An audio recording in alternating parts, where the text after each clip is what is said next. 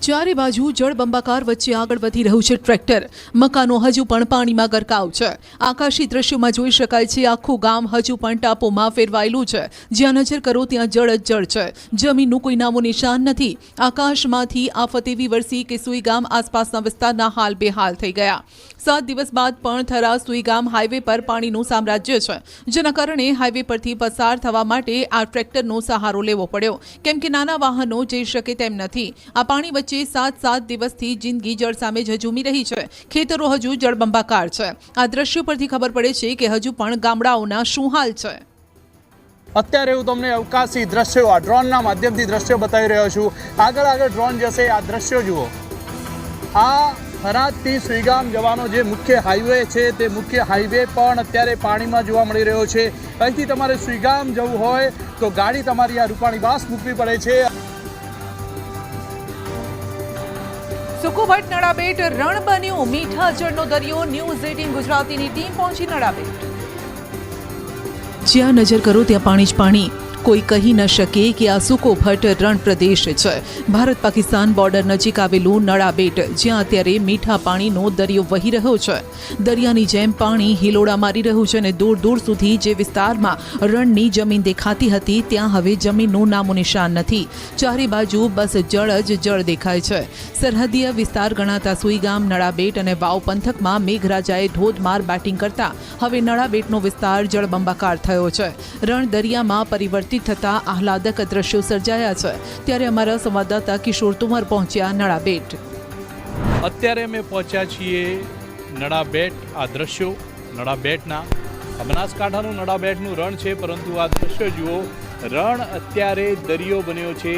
જ્યાં નજર કરો ત્યાં પાણી જોવા મળી રહ્યું છે। મહત્વની વાત તો એ છે કે બિપોરજોય બાદ ફરી એકવાર આ જે રણ છે તે રણ દરિયો બન્યો છે। દરિયા જેવા દ્રશ્યો આ રણની અંદર જોવા મળી રહ્યા છે। બનાસકાંઠામાં વરસાદ સાથે આવેલા ભારે પવને બાગાયતી ખેતીને કરી બરબાદ। ખેતરમાં દાડમના પાકનો દાટ વળી ગયો છે। મૂળિયામાંથી દાડમના છોડ ઉખડી ગયા છે। બનાસકાંઠાના થરાદના જાણદી ગામે દાડમની ખેતી કરતા ખેડૂતોને હવે લમણે હાથ દઈ રડવાનો વારો આવ્યો। વધુ આવક મેળવવા માટે પીરાભાઈ પટેલ જેવા કેટલાય ખેડૂતો દાડમની ખેતી તરફ વળ્યા હતા। લાખો રૂપિયાની લોન લઈ રાત દિવસ પેટે પાટા બાંધી દાડમના છોડને ઉછેર્યો, પણ જ્યારે મહેનતના ફળ મેળવવાનો વારો આવ્યો ત્યારે જ કુદરતે કચ્ચરઘાણ વાળ્યો। જે બાગાયતી ખેતી માટે 12 થી 15 લાખની આવકની આશા હતી તે તમામ આશા પર પાણી ફરી વળ્યું। હવે આ ખેડૂતો આ નુકસાનીનો ક્યારે સર્વે થાય અને ક્યારે સરકાર તેમની વાહરે આવે તેની રાહ જોઈને બેઠા છે। અત્યારે લોન લઈને 2.5-3 લાખનો ખર્ચો કરી નાખ્યો હતો અને અત્યારે તમે આ દાડમ જોઈ શકો છો કે આ દાડમનું કશું છે નહીં। રોપા પણ ફેલ થઈ ગયા છે અને દાડમ પણ બધી ફેલ છે। મૂળિયામાંથી પણ દાડમ ઉખડી ગયેલી છે। એવી પરિસ્થિતિ આવી કે આ બધું પાક ફેલ થઈ ગયો। હવે આ છોકરોને બીજોને બધું નભાળું કરવું આ બધું પાક ઉપર હતું અને અત્યારે તો એવી પરિસ્થિતિ આવી છે કે અત્યારે કોઈને રહ્યા જ નથી। રાજ્યમાં કેટલાય વિસ્તારોમાં વરસાદી માહોલ। સૌરાષ્ટ્ર અને દક્ષિણ ગુજરાતમાં કેટલાય વિસ્તારમાં વરસાદી ઝાપટા। 3 શહેરોમાં ફરી જામ્યો છે વરસાદી માહોલ। સૌરાષ્ટ્રમાં ગીર સોમનાથ તો દક્ષિણ ગુજરાતમાં સુરત અને વલસાડમાં વરસાદી ઝાપટા પડ્યા। ગીર સોમનાથમાં ફરી મેઘરાજા ઓળઘોળ થયા। ગીર સોમનાથના કોડીનાર ઉના પંથકમાં વરસાદી ઝાપટા પડ્યા તો ગ્રામ્ય વિસ્તાર ડોળાસા, માલગામ, વેડવા, કેસરિયા, ફાફણીમાં પણ વરસાદી માહોલ જામ્યો। ગીર સોમનાથમાં ફરી વરસાદી માહોલ જામતા ખેડૂતોના ચહેરા પર ચમક આવી। આ તરફ સુરત શહેરમાં પણ સવારથી છવાયેલા હતા વાદળો ને બપોરે વરસ્યા। શહેરના અઠવા લાઇન્સ, પીપલોદ, ડુમસ રોડ, પાલ, અડાજણમાં ઝાપટા પડ્યા। સુરતમાં હજુ પણ હવામાન વિભાગની વરસાદની આગાહી છે। વલસાડમાં પણ વરસાદી માહોલ જામ્યો। બપોર બાદ અહીં પણ વાપી શહેર અને આસપાસના વિસ્તારોમાં વરસાદ વરસ્યો। જિલ્લાના અન્ય તાલુકાઓમાં પણ વરસાદની પધરામણી થઈ, જેમાં ઉમરગામ, પારડી, કપરાડા, ધરમપુરનો સમાવેશ થાય છે। 40 કિલોમીટર પ્રતિ કલાકની ઝડપે ફૂંકાશે પવન। દક્ષિણમાં ઝમાઝમ વરસશે મેઘો। આમ તો હાલ મેઘરાજા ધોધમાર વરસવાના મૂડમાં નથી, પરંતુ દક્ષિણ ગુજરાતમાં હેત વરસાવવા તૈયાર છે। અંબાલાલ કાકાના મતે આવતીકાલથી દક્ષિણ ગુજરાતના સુરત, વલસાડ, તાપી, ડાંગ, નવસારી સમેત આખા વિસ્તારમાં વરસાદ રમઝટ બોલાવશે। તો હવામાન વિભાગના મતે આવનારા 7 દિવસ રાજ્યના મોટાભાગના વિસ્તારોમાં સામાન્ય વરસાદ રહેશે। आने वाले जो 7 दिन हैं, जिसमें हम आने वाले 4 दिन के लिए लाइट थंडरस्टॉर्म के साथ सारे डिस्ट्रिक्ट खबर में। જો કે આ દરમિયાન પવનની ગતિ પણ વધારે રહેવાની છે. હાલ મોન્સૂન ટ્રફ જે ગંગાનગરમાંથી પસાર થઈ રહ્યો છે તેના કારણે અને નોર્થ વેસ્ટ અરેબિયન સીમાં સાયક્લોનિક સર્ક્યુલેશન બનેલું છે, જેની અસર ગુજરાત પર જોવા મળશે. तो आने वाले 4 दिनों के लिए लाइट थंडरस्टॉर्म की वार्निंग है, जिसमें विंड की स्पीड 30-40 किलोमीटर पर आवर के आसपास रहने का पूर्वानुमान है। હવામાન વિભાગનું માનીએ તો 1 જૂનથી 13 સપ્ટેમ્બર સુધી આ વખતે રાજ્યમાં સામાન્ય કરતાં 27% વધુ વરસાદ નોંધાયો છે. અમરેલીમાં કંપનીએ ગાડા માર્ગ બંધ કરતા ધારાસભ્ય હીરા સોલંકી વિફર્યા. કહ્યું કે દાદાગીરી તો કોઈની નહીં ચાલે.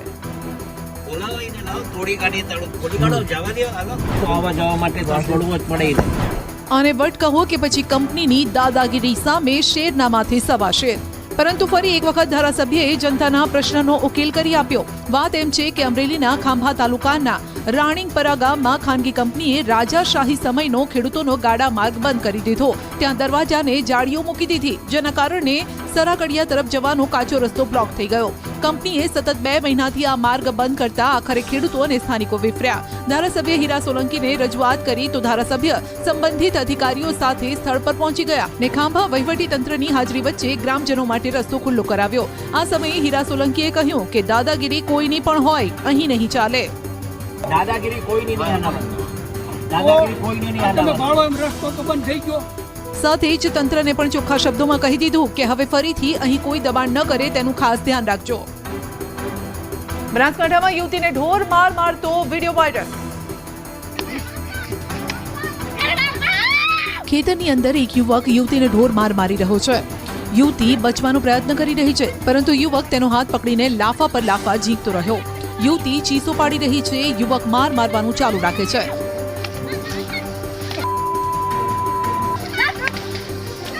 થરાદના ગઢસીસર ગામની આ ઘટના હોવાનું કહેવાઈ રહ્યું છે. આ વિડીયો વાયરલ થઈ રહ્યો છે. જો કે આ વાયરલ વિડીયો અંગે ન્યૂઝ 18 ગુજરાતી પુષ્ટિ નથી કરતું. ઘટના એવી છે કે યુવતી પોતાના ભાઈ સાથે ખેતરમાં ગઈ હતી અને ત્યારે બાજુના ખેતરમાંથી આવી એક યુવકે તેની છેડતી કર્યાની ચર્ચા છે. આ મામલે યુવતીએ રમેશ પ્રજાપતિ નામના યુવક સામે થરાદ ડીવાયએસપીને લેખિત ફરિયાદ કરી છે. થરાદ પોલીસે આ ફરિયાદને લઈને તપાસ હાથ ધરી. વલસાડમાં દારૂના નશામાં ધૂત કાર ચાલકે કહેર મચાવ્યો. લોકોએ કાર ચાલકને કપડા કાઢી ફટકાર્યો. પહેલા દારૂના નશામાં બેફામ કાર ચલાવી કહેર મચાવ્યો. હવે બરાબરનો મેથી પાક પડતા 2 હાથ જોડીને માંગી રહ્યો છે માફી. વલસાડ રેલવે ઓવરબ્રિજ નજીક દારૂના નશામાં ચૂર આ વ્યક્તિએ બેફામ કાર ચલાવી 2 થી 3 વાહનોને ટક્કર મારી, જેમાં 3 લોકો ઈજાગ્રસ્ત થયા. એટલું જ નહીં, રસ્તા પર બેસેલા પશુઓને પણ અડફેટે લીધા, જેના કારણે એક શ્વાન અને ગાયનું ઘટનાસ્થળે મોત થયું. અકસ્માતની હારમાળા સર્જી વળી પાછો આ કાર ચાલક ભાગવાનો પ્રયાસ કરે છે. સ્થાનિક લોકોએ કારનો પીછો કરી તેને પકડી પાડ્યો.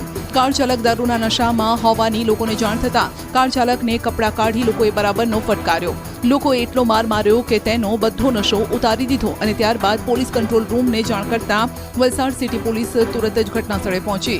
પોલીસે બાદમાં કાર ચાલકને કસ્ટડીમાં લીધો અને 10 દિવસ અગાઉ વાપીમાં દારૂના નશામાં ધૂત કાર ચાલકે બાઇક ચાલકને અડફેટી લીધો હતો, જેમાં તેનું ઘટનાસ્થળે મોત થયું હતું. કે ટર્ન ફૂલ મારીને રિક્ષા ઠોકી ને ગાડી હતી, ગાડી ઠોકી.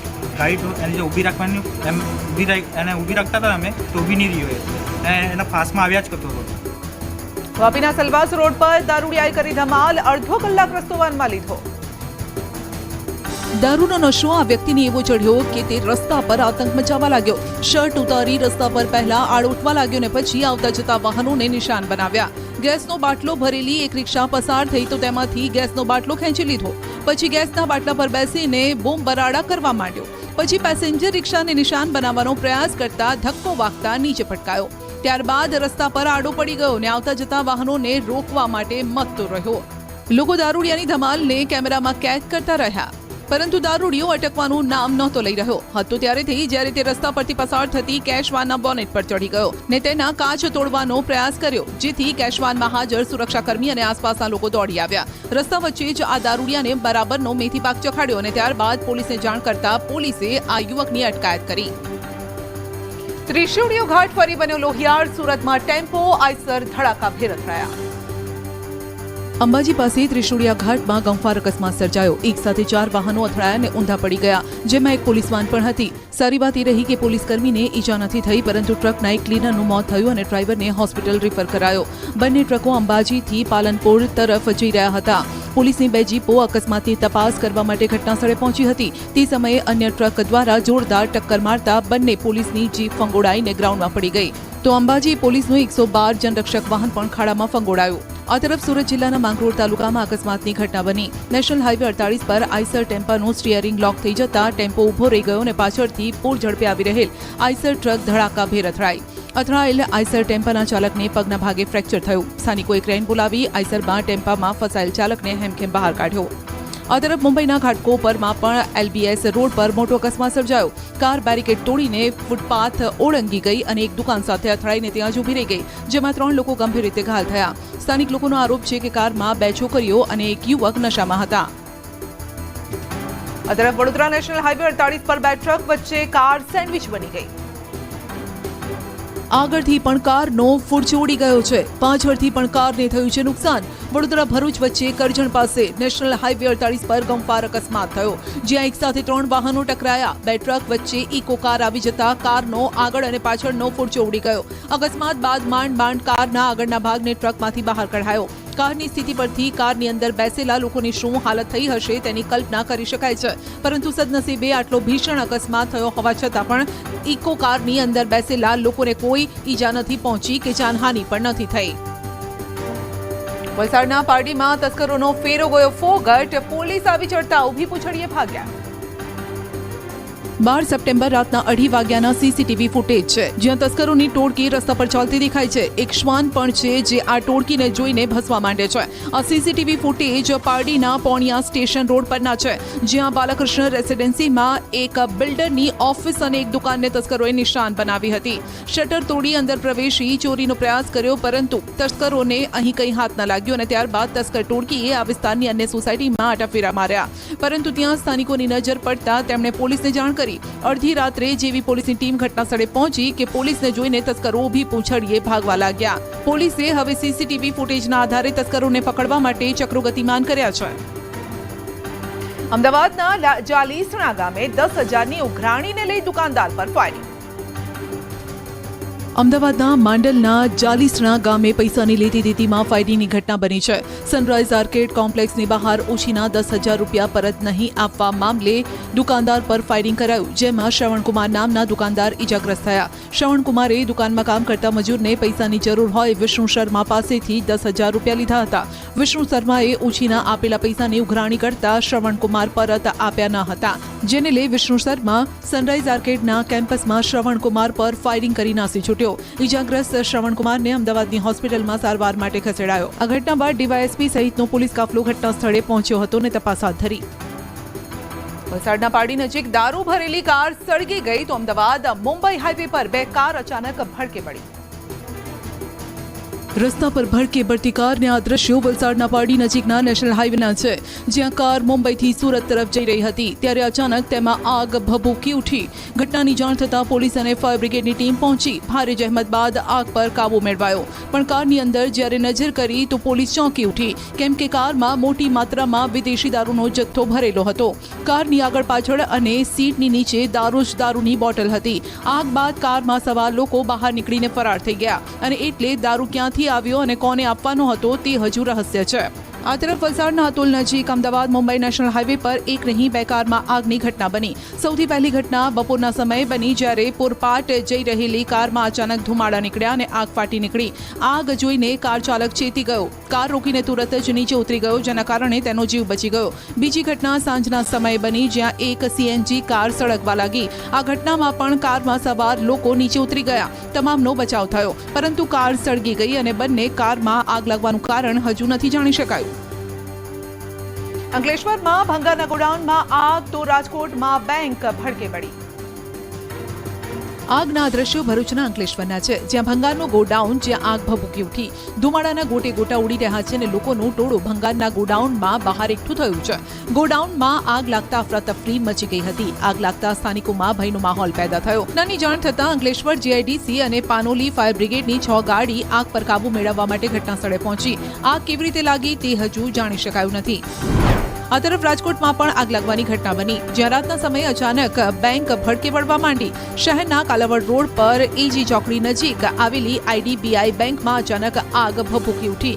સદનસીબે આગ રાતના સમયે લાગી હોવાથી બેંકમાં કોઈ કર્મચારી હાજર ન હતા, એટલે કોઈ જાનહાનિ નથી થઈ, પરંતુ આગ લાગવાથી બેંકને મોટું નુકસાન થવાની સંભાવના છે. આગની ઘટના બાદ તુરત જ ફાયર બ્રિગેડની ટીમ આગ ઓલવવા માટે પહોંચી હતી. વલસાડમાં ડુંગળીમાં જનતા રેડ કરી ડીઝલ અને કેમિકલ ચોરી કૌભાંડનો પર્દાફાશ. ટેન્કરોમાંથી થઈ રહી છે ડીઝલ અને કેમિકલની હેરાફેરી. વલસાડના ડુંગરી વિસ્તારમાં ફરી એકવાર ડીઝલ અને કેમિકલ ચોરી કૌભાંડ સામે આવ્યું છે. નેશનલ હાઈવે પર આવેલી શિવશક્તિ હોટલની પાછળના ભાગમાં આ કૌભાંડ ચાલી રહ્યું હતું. સ્થાનિક લોકોએ જનતા રેડ કરી આખા કૌભાંડનો ભાંડો ફોડ્યો. ટેન્કરમાંથી કેમિકલ અને ડીઝલની હેરફેર કરવાનો લોકોએ વિડીયો ઉતારી તાત્કાલિક પોલીસને જાણ કરી.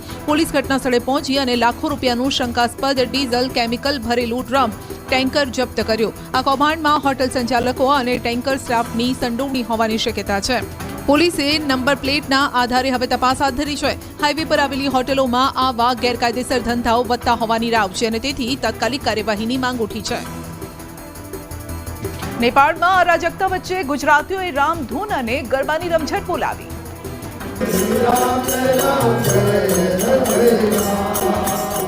આ દ્રશ્યો નેપાળના છે.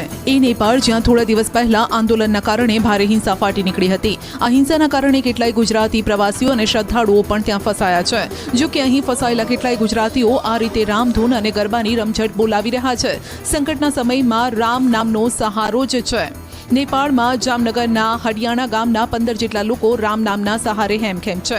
સૌરાષ્ટ્રના દીપાડિયાથી નાથા બાપા પ્રેરિત અખંડ ધૂન ચાલી રહી છે. તે અંતર્ગત તેમના અનુયાયીઓ દ્વારા અલગ અલગ ગ્રુપ બનાવી ઠેર ઠેર રામધૂન કરવામાં આવી રહી છે. ત્યારે બાબુભાઈ ગોપાણી દ્વારા ગ્રુપ બનાવી અને 12 જ્યોતિર્લિંગમાં 9 દિવસની રામધૂન કરવાના સંકલ્પ સાથે શરૂઆત કરવામાં આવી. જેના ભાગરૂપે નેપાળમાં આવેલા પશુપતિનાથ જ્યોતિર્લિંગ ખાતે રામધૂન સાથે શિવકથાનું આયોજન કરાયું. આ આયોજન અંતર્ગત 325 લોકો સૌરાષ્ટ્રમાંથી ભાગ લેવા માટે 7 સપ્ટેમ્બરથી પહોંચ્યા હતા. આ દરમિયાન સ્થાનિક ઓલી સરકાર સામે અસંતોષની આગ ફાટી નીકળી હતી. હિંસાના કારણે નેપાળમાં ભારે અસ્થિરતા પેદા થઈ. જો કે આ ગુજરાતી પરિવારો રામ નામમાં લીન રહ્યા અને હેમખેમ છે. ટેટુએ કરાવ્યું 2 મિત્રોનું મિલન, 16 વર્ષે થયો ભેટો. આ દ્રશ્યો છે અમદાવાદ નવરંગપુરા પોલીસ સ્ટેશનના અને આવું જૂજ જોવા મળે કે પોલીસ સ્ટેશનમાં ખુશીનો માહોલ હોય. નવરંગપુરા પોલીસે ઉત્તર પ્રદેશના બાંદા જિલ્લાના ગાંડોમાંથી 16 વર્ષ પહેલા ગુમ થયેલ બાળકની પુખ્ત વયે પરિવારજન સાથે મિલન કરાવ્યું છે. આ યુવકનું નામ પંકજ ઉર્ફે રાહુલ યાદવ છે, જે 16 વર્ષ પહેલા મોટા ભાઈ સાથે ઝઘડો થતા ભાગી ગયો હતો. પંકજ બોલી કે સાંભળી શકતો નથી.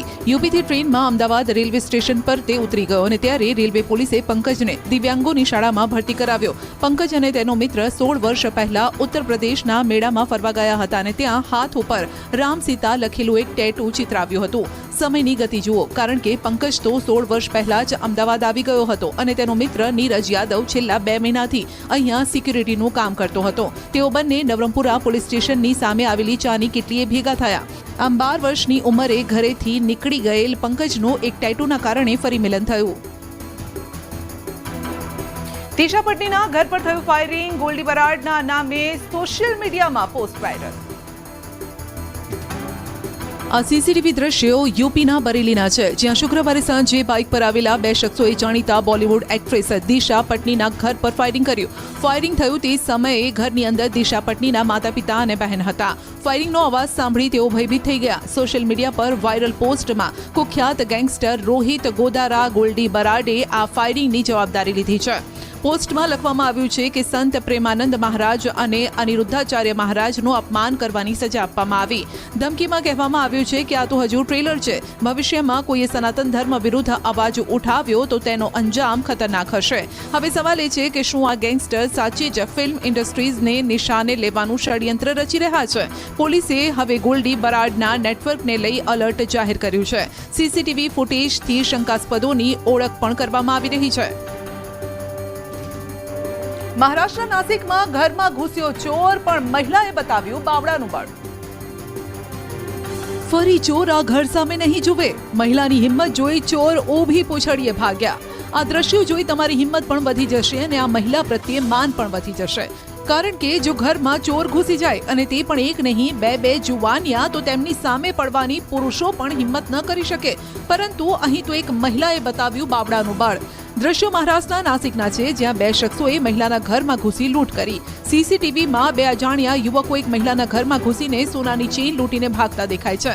પણ મહિલા એક યુવાનની ટી શર્ટ પકડી લે છે. એવી જોરથી પકડે છે કે યુવાન પોતાને છોડાવવા માટે મથે છે, પણ છોડાવી નથી શકતો. આખરે બીજો યુવાન પાછો ફરે છે અને તેને છોડાવીને લઈ જાય છે. આ ઘટના નાસિકના પંચવટી વિસ્તારની છે. પોલીસને માહિતી મળતા સીસીટીવીના આધારે શોધખોળ શરૂ કરાઈ છે. જો કે આ મહિલાની હિંમતને લોકો દાદ પણ આપી રહ્યા છે. મહારાષ્ટ્રના દાપોલીથી આવ્યો સનસનીખેજ વિડીયો. ફૂટબોલની જેમ ફંગોળાઈ થાર. સ્ટન્ટ કેટલા જોખમી બની શકે છે તમને આ દ્રશ્યો પરથી ખબર પડશે. આ દ્રશ્યો મહારાષ્ટ્રના દાપોલીના પ્રખ્યાત કરદે બીચના છે, જ્યાં એક થાર ચાલક પૂરપાટ ઝડપે થાર લઈને આવતો આગળ વધે છે. ગણતરીની સેકન્ડમાં થાર ફૂટબોલની જેમ ફંગોળાઈ જાય છે અને ગુલાટિયા મારી જાય છે. 1, 2, 3 ગલોટિયા મારીને કાર ઊંધી વળી જાય છે. દરિયા કિનારે થાર ચાલક પૂરપાટ ઝડપે આવા સ્ટન્ટ કરી રહ્યો છે ને ત્યારે અચાનક જ થાર ચાલકે ગાડી પરનો કાબુ ગુમાવ્યો. પછી શું થયું તમારી સામે છે. સદનસીબે આ દુર્ઘટનામાં થાર ચાલકને કંઈ નથી થયું. થારને બાદમાં જેસીબીની મદદથી બહાર કાઢવામાં આવી. લોકોને દરિયા કિનારે આ પ્રકારના જોખમી સ્ટન્ટ ન કરવા કેટલી વખત તંત્રએ ચેતવણી આપી છે, પરંતુ લોકો છે કે માનવા તૈયાર નથી ને પોતાનો જીવ જોખમમાં મૂકે છે. દિલ્હીમાં શોરૂમના પહેલા માળેથી નવી નક્કોર થાર ખાબકી. કપલ લેવા આવ્યું હતું થારની ડિલિવરી. કારના શોરૂમમાં પહેલા માળેથી થાર અચાનક ધડાકાભેર નીચે પટકાઈને ઊંધા માથે થઈ ગઈ. ઘટના દિલ્હીમાં બની છે. કહેવામાં આવી રહ્યું છે કે એક કપલ થારની ડિલિવરી લેવા માટે શોરૂમ પર પહોંચ્યું હતું. આ દરમિયાન આ દુર્ઘટના ઘટી. જો કે આ થાર કેવી રીતે નીચે ખાબકી તેને લઈને અલગ અલગ મીડિયા રિપોર્ટ્સમાં અલગ અલગ દાવા થઈ રહ્યા છે. કોઈ મીડિયા રિપોર્ટ્સમાં એવો દાવો કરાયો છે કે ટેસ્ટ ડ્રાઈવ વખતે ભૂલથી એક્સિલેટર દબાઈ જતા થાર પડી ગઈ. કેટલાક મીડિયા રિપોર્ટ્સમાં એવો દાવો છે કે થારની ડિલિવરી વખતે કપલ દ્વારા લીંબુ કચડવાની વિધિ કરાઈ રહી હતી અને ત્યારે દુર્ઘટના ઘટી. જો કે આ મામલે સત્તાવાર કોઈ પુષ્ટિ નથી થઈ. અલગ અલગ દાવાઓ થઈ રહ્યા છે, પરંતુ પહેલા માળેથી અંદાજે 12 થી 15 ફૂટની ઊંચાઈએથી નવી નક્કોર કાર નીચે ખાબકી હતી. રાજસ્થાનના બારાનમાં મોબાઈલના ચક્કરમાં એક યુવતી રાઈડમાંથી નીચે પટકાઈ. ક્યારેક આપણી નાની ભૂલ બહુ ભારે પડી જાય છે અને આવું જ થયું રાજસ્થાનના બારાનમાં, જ્યાં મોબાઈલના ચક્કરમાં એક યુવતી રાઇડ્સમાંથી નીચે પટકાઈ, જેનો હૈયો હચમચાવી નાખતો વિડીયો સામે આવ્યો. અહીં પ્રસિદ્ધ ડોલ મેળાનું આયોજન થયું હતું, જ્યાં આયશા નામની યુવતી જે આ બોટ રાઇડમાં બેઠી હતી ત્યારે ચાલતી રાઇડમાં તેનો મોબાઈલ ફોન નીચે પડ્યો, જેને પકડવાનો તેણે પ્રયાસ કર્યો ને જેના ચક્કરમાં તે પણ પોતાનું બેલેન્સ ગુમાવી બેઠીને નીચે પટકાઈ. જો કે યુવતીના નસીબ સારા હતા કે તેનો જીવ બચી ગયો. તેને તુરંત જ હોસ્પિટલ ખસેડવામાં આવી, જ્યાં તેની સ્થિતિ હાલ ખતરાથી બહાર છે. જો કે હોસ્પિટલમાં હજુ તેની સારવાર ચાલી રહી છે. નર્મદા જિલ્લામાં પહેલી વખત યોજાયો વાલ વાદળ અને વરસાદનો ઉત્સવ. 5 દિવસ સુધી ચાલશે મોન્સૂન ફેસ્ટિવલ. નર્મદા જિલ્લાના એકતાનગર ખાતે મોન્સૂન ફેસ્ટિવલ 2025ની શરૂઆત થઈ. 17મી સપ્ટેમ્બર સુધી ચાલશે. અહીં રંગારંગ કાર્યક્રમ. એકતા પોલીસ સ્ટેશન ચોકથી એકતા ઓડિટોરિયમ સુધી સાંસ્કૃતિક પરેડનું ભવ્ય આયોજન કરાયું, જેમાં આદિવાસી કલાકારોએ આદિવાસી નૃત્ય રજૂ કર્યું. સાંજે સંગીત સંધ્યાનું આયોજન કરાયું, જેમાં જાણીતા ગાયક ઓસમાણ મીરના સુરોથી સમા બંધાઈ ગયો.